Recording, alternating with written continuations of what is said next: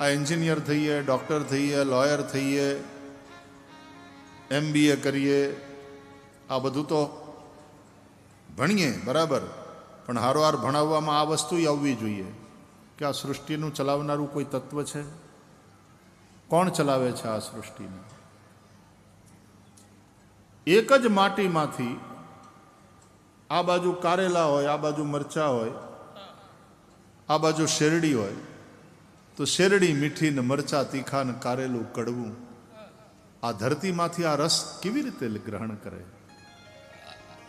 પાણી અને માટી અને પવન આ બધું એનું એ, પણ જેનામાં જે સંસ્કાર પડેલા છે એ પ્રમાણે મરચું તીખું થશે, કારેલું કડવું થશે, શેરડી મીઠી થશે.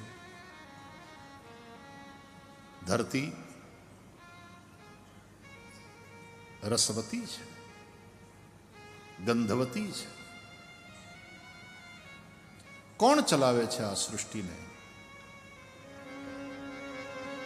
શું મૃત્યુ પછી જીવન છે? મૃત્યુ પછી એની શી ગતિ થાય છે?